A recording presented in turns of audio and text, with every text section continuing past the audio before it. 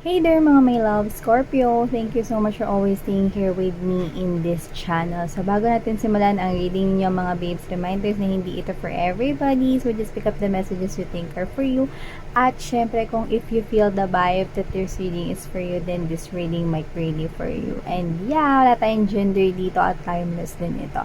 So Scorpio, tinan natin kung ano ba ditong mga mensahe ang dapat mong malaman sa October 2023. So let's see.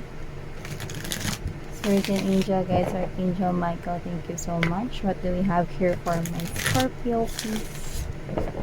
Messages for my Scorpio. Tell me something about my Scorpio, please, for the month of October 2023.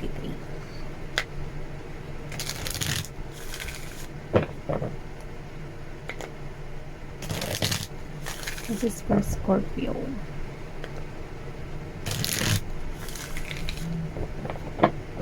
Okay, so Scorpio, let's see. Wait lang, ayusin ko lang yung camera. Dumilim.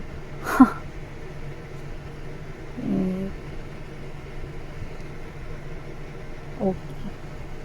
So, let's see. Oh, we have here the Fury, offense, madness, unpleasantness right here. So, baka meron ditong sumagad ng pasensya mo, no? At magalit ka on the month of October right here. So, pwede dyan nakukuha ko dito mga babes na right off the bat, no? Na pwede ditong mag-ubos ng pasensya mo na to the point na parang, alam mo yung repetitiveness. Parang paulit-ulit ka nagsasabi tapos wala man lang siya dong ginawa or wala siya rong natapos. So, pwede may kinalaman to sa trabaho dahil naka-corporate kang attire dito, no? Or maaaring mga babes na wala itong kinalaman sa trabaho. Alam mo yung pagod ka na doing something right here pero may iba dito na parang hindi rito nakikipag-cooperate sa'yo to the point na pwedeng magalit ka na, no, at sumabog ka na dito. Oh, so iba sa inyo baka may sunglasses kayo mga babes, nakikita ko rito. So I can see that on the month of October, pwedeng kayo to, no, na may magbigay sa inyo rito ng alagang pet, like literally, or baka, uy, merong anak yung cat namin or yung dog namin. Gusto mo ba ng bigyan kita ng isa? So, yan, no? So, maaaring meron ditong mag-gift sa'yo rito, no? Ng pet right here. Pwedeng kahit na anong pet yun or maaaring mga babes na iregalo yan sa inyo. Pero yung iba, I'm seeing you spending more time this October, no? So, pwede rin naman na parang isi-celebrate nyo yung parang birthday ng inyong pet, no, this October. That's also standing out. Someone here could be preparing here a small party with your alliance right here. Yun nga yung alaga mong friend dito na tinuturing mo na parang siya yung sinasabihan mo dito ng lahat-lahat, no, kahit hindi siya nagre-respond sa'yo, no. Literally, this pet right here makes you feel comfortable. Pinapagaan niya dito yung situation mo. So, yun nakita ko dito. Yeah, and I think others of you could be dealing with the Taurus but doesn't have to be because this one here is same placement. So, pwedeng minamanifest ninyo rito, no, na tao, if that is tao or money. Okay, maaaring may kinalaman sa Taurus energy.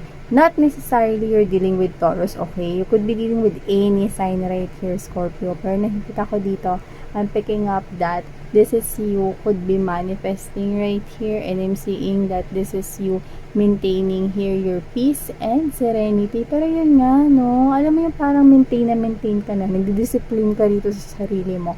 O maalis ka sa negative rito, no? Pero may umuubos ng pasensya mo. So, yun nga yun, no? So, nakikita ka ditong nagagalit or maaaring mainis, magalit dito. So, yun nakikita ko dito. So, whatever the case may be, I'm seeing you right here trying to balance your emotions and feelings, no? Parang ikaw to na, hindi ako pwede magalit. Yan. Parang inuulit-ulit mo yung sarili mo na parang, kalma ka lang, hindi ka pwede magalit. Inhale. exhale. So, parang ganyan. So, yeah, we have here the coach. Yeah, this is you. You learned something kasi. You'll discover something kasi. No, this is like you, a teacher. You could be literally a teacher right here, an advisor. Baka magaling ka mag-advise. Doesn't have to be a teacher. Doesn't have to be mentor. Pero, you're doing some kind of a change here for yourself. At parang ikaw to, no, na pwede kasi mga babes, no, na ikaw to na pwedeng tinuturo mo or ina-advise mo sa iba, no, at ginagawa at ina-apply mo rin sa sarili mong life. Pero aminado ka, no, na hindi yun syempre madali, no, kasi hindi mo maiiwasan na sometimes magagalit ka, maiinis ka, no, pero you're maintaining here your peace. Yan, no. So nakikita ko dito that this is you're coaching other people's lives or you're enlightening their way. Doesn't have to be na real teacher ka, pero pwede kasi magaling ka mag-advise. So, hindi this gusto mo ng pagbabago dito at meron kang wisdom at maaring meron ka ring alam tungkol sa mga manifestations right here. So, yeah, I can see that someone here actually remembers you na hindi mo na siya naaalala probably, pero naaalala ka niya. This is the energy of someone na pwedeng kaklase mo nung childhood days mo pa, no, or baka kaklase mo elementary, mga ganun. Yung matagal na. Okay? So, maaaring naging kaklase mo siya nung nag-aaral ka pa yan. See? Friendship. We're talking about friendship here. Someone here misses you and this could be a friend. Yan, no? Hindi mo alam dito mga babes, no, na alam mo ang cute, no? Kasi nakukuha ko rin dito na kung sino yan. Pwedeng pinagtalunan nyo na dyan yung napakaliit, no, at parang walang sense na bagay nung mga bata pa kayo. Walang sense na bagay talaga. Yun to the point na nag-away kayo, miyak-iyak pa kayo rito. Parang, sumbukot sa kuya ko. Yun, parang ganun, no. Pero dahil bata pa nga lang kayo, no. Pero hindi mo akalain na magiging friends pa pala kayo talaga dito ng bongga, no. So, pwedeng nagkalayo kayo kasi may nanirahan sa ibang lugar, ibang bansa could be, and maaring may ibang circumstances, no, na nangyari kasi tagal na nga, no. Pero the friendship is still there. See? So, nakikita ko dito that this person might pop up, might surprise you. This person is maaalala ka niya ngayong October or baka magkita kayo ngayong October. So, yeah, Scorpio, that's what I'm picking up. So, let's see more. Yeah, this person is definitely missing you. Na wala kang kaalam-alam dyan, you're just doing here your own thing, no? At saka successful na siya, so baka excited siya rito na i-share yun sa'yo ng mga good news. Yeah, I can see reunion, no, sa inyong dalawa with this 3 of Cups energy. I can see here, no, nakakain kayo sa isang restaurant or sa coffee shop, magdadaldalan kayo or magmi-meet up kayo rito, no, sa isang milk tea shop, whatever it is. I'm seeing you here getting together. And maaring meron ditong pagitan talaga na distansya, maaring body of water, no, pumapagit na sa inyong dalawa, pwede rin naman ang himpapawid. So, may distansya sa pagitan ninyo, no, at pwedeng meron na rin siya ritong anak or supling. So, baka may sarili na rin siyang pamilya or baka ikaw yan. Naalala ka niya nito, no? Siguro kasi mga babes, no, ang dami niya rin kasi natutunan sa inyo, nakikita ko rito. You will receive some kind of a online message coming from that person here. That person definitely missed you. Yeah. At nakikita ko siyang hinahanap at lumalapit sa'yo. Actually, nakikita ko na kapag nakita kayo ulit, hindi na mapuputol ulit yung connection ninyo. Excuse me. Yeah. Tell me more for my Scorpio in here. So, baka meron kayong friend, no? Friend na noon, no? I can see this person coming in. Pupunta sa inyo. Okay. So, let's see more for my Scorpio out there. Let's see more. Oh! 6 of Wands. Oh! Sa mga hindi nagtagumpay sa larangan ng pag-ibig in the past, this is it mga babes. I can see na meron dito magiging connection like you cannot explain how fulfilling it is sa pakiramdam. I can see someone here entering in your life with a grand red carpet. Aray! Ayun yung nakita natin. So, I'm getting the energy of someone who is successful in life. This is not your friend right here because I'm getting another energy entering here into your life and you could probably meeting this person right here in October. At pwede rin, no, na kung sino man tong friend mo na lalapit sa'yo, maaaring siya ang maging daan para makilala mo yan. Yeah. Hindi yung friend mo yung magiging ka-in relationship or love interest mo rito, kundi yung makikilala mo pwede dahil sa kanya. So yeah, I can see someone here who is might be on a public eye, or this person could have a lot of supporters, followers here, not necessarily a celebrity, but this is someone here who already achieved something, success into into his or her life, and this person is gaining some kind of access into your life. Yeah. So, yan, no, nagkakanda-utal-utal na ako, no, kasi pag nakita ka niya, no, it's like this person cannot explain. Siguro kasi, no, yeah, I'm hearing the words, drop dead gorgeous. Ooh, drop dead gorgeous. So, yeah. This person will see and love everything about you, no? Sa isang tinginan pa lamang, no? Kaya naman pala drop dead gorgeous. We've got the Empress right in here. Whoa! And I can see, mga babes, na kung sino man to paparating sa inyo, you do not see this person coming.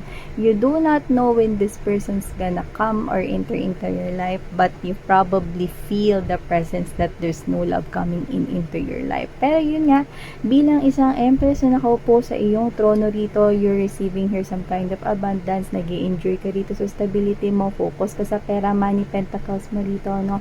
At nakikita ko that actually you do not need love. You're not looking for love right here, and you're not chasing love right here, but love is gonna chase you. And I can see that you are also feeling other energies surrounding you, guys, but you're not paying attention to them because maybe you're waiting for someone special. So ito na nga yun, mga babes, no? May someone special kayo rito, Scorpio. So yeah, this person is moving towards you right here. So that's what I'm picking up, and this is a new beginning when it comes to love for you. So yeah, I can see this person right here heading your way, looking at you, so attractive, but you're creating this kind of boundaries. You know what? This is the type of energy that's gonna protect you. Kasi the moment na kumunik ka sa kanya, meron sa'yo ritong kukonek pa, no, ng mga energies na walang parang no match sa kanya. And this person's gonna protect you from them. Especially if you already give your word to this person na ramdam niya na pinipili mo siya out of all your options around you. This person's gonna protect you from negative energies, no, na pwedeng gusto pa ritong pumasok sa buhay mo. See? I can see that this person right here will be parang siya yung magiging guard mo, bouncer, and whoever this person is, Scorpio, I can see that this person is literally having no doubts, no, na magpupush siya papunta sa'yo. Yeah, this person right here is someone who is successful in his or her life. This person is also owning a throne just like you. Pares kayo may trono rito, no? So, high chance na pwedeng hindi pa kayo nagtatagpo ng taong yan because you're not yet looking into the same direction right here. But October is really standing out. So, I think probably for a lot of you, you're gonna meet this someone new and you're gonna exchange each other's cup of love and emotions. Right here, there's this new beginning right here when it comes to your love life and heart space department here, Scorpio. So yeah, I'm also seeing right here for you guys that there is something here brewing in the background. So excuse me. So I'm seeing you right here taking some kind of a risk into something. Yeah. Medyo wala na kayong nararamdaman dito, no, na parang pain or excuse me. Yan, no. Sorry for clearing my throat. So yun nga mga babes, no. Wala na kayong nararamdaman na kahit na ano, na parang pain sa past. This is you, no, na parang meron kasi ritong isang sitwasyon sa Oktubre kung saan mga babes, no, parang it is required for you to be able to see, okay, anything related to past once again. Why? Because kailangan. Example. So, ibig sabihin ganito.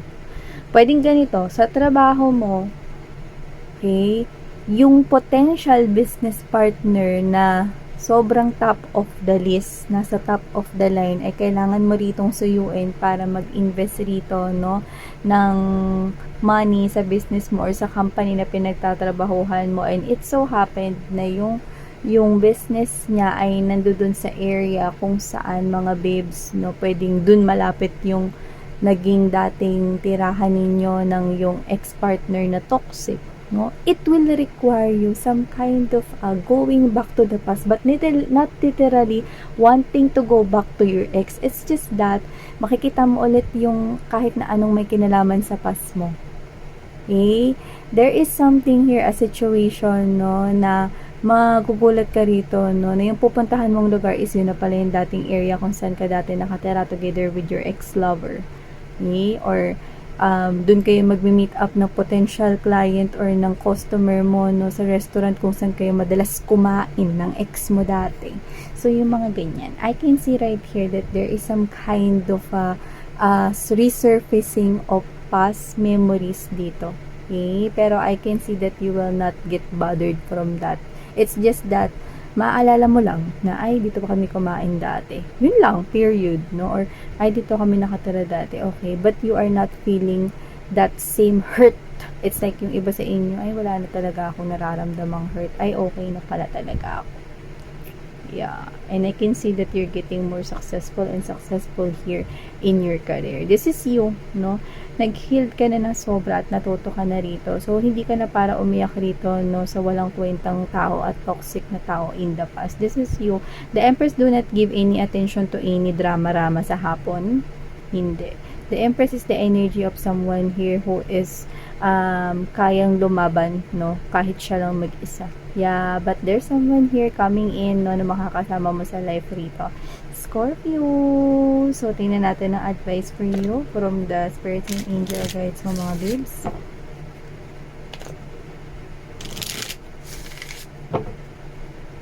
Advice for my Scorpio, October 2023, please. Scorpio, October 2023, please. Okay. Scorpio.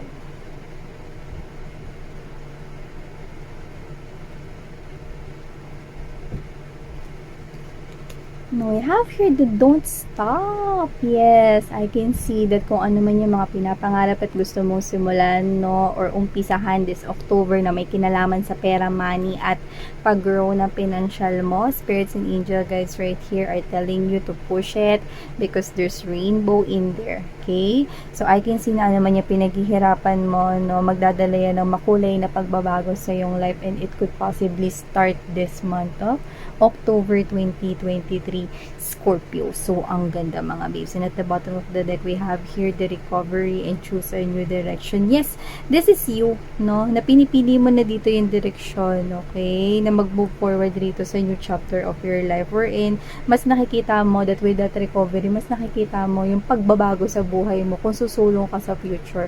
This is you. You are the Empress, realizing that if you go back to the past, wala rin mangyayari. You will just get stuck in there. So, this is you. Marami kang naging dito na lesson. That's why you are the coach in your own life in here, making some kind of positive changes right here. And spirits are telling you to don't stop believing right here and pushing towards your dreams and goals in life, because into that life that you're envisioning, they're telling you to choose that direction because there's recovery in there. Recovery means that yung parang marirecover ka to the point na parang hindi ka rito nasaktan at nagkaroon ng sugat in the past. Yeah, ganon. I can see you standing still, standing firm right here, and I can see that your chin is up and you're proud and gonna be proud more with yourself. So yeah, I can see a successful Scorpio right here. So everything right here will start making sense, and you're about to see some kind of positive progress in the month of October 2023 for you, Scorpio. So thank you so much mga my loves, and claim these wonderful messages for you. Love and light. Annyeong.